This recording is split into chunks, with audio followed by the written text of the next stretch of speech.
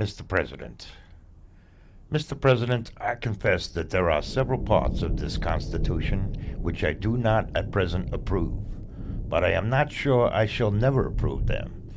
For having lived long, I have experienced many instances of being obliged by better information or fuller consideration to change opinions even on important subjects which I once thought right but found to be otherwise. It is, therefore, that the older I grow, the more apt I am to doubt my own judgment, and to pay more respect to the judgment of others. Most men, indeed, as well as most sects and religion, think themselves in possession of all truth, and that whatever others differ from them, it is so far error.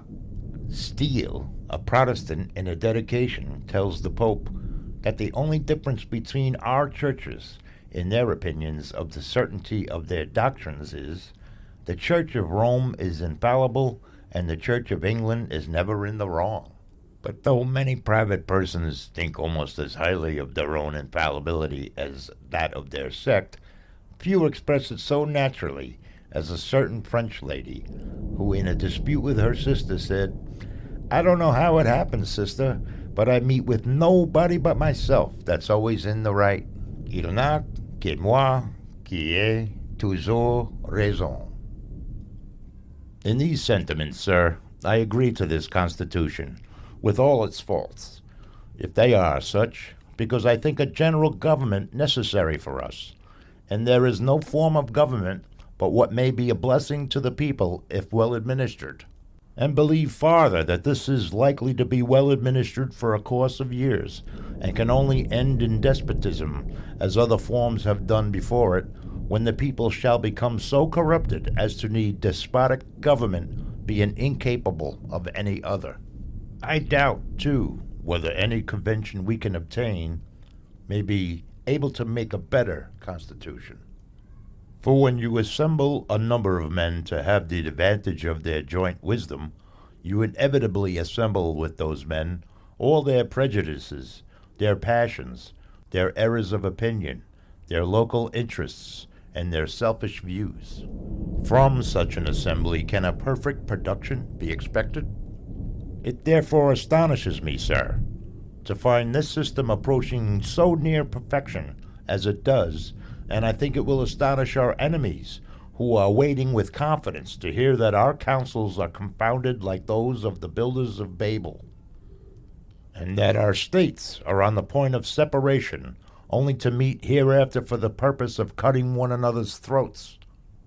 Thus I consent, sir, to this Constitution, because I expect no better, and because I am not sure that it is not the best.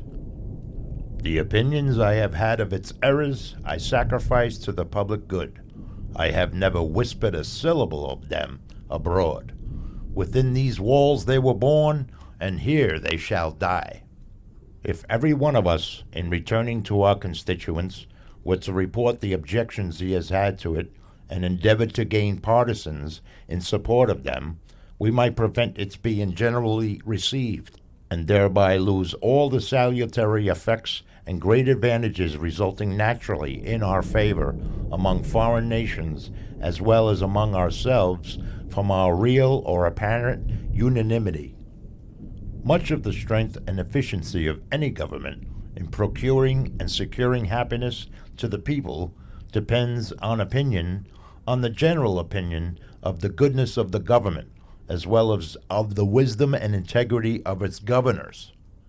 I hope, therefore, that for our own sakes as part of the people, and for the sake of posterity, we shall act heartily and unanimously in recommending this Constitution, if approved by Congress and confirmed by the conventions. Wherever our influence may extend, and turn our future thoughts and endeavors to the means of having it well administered.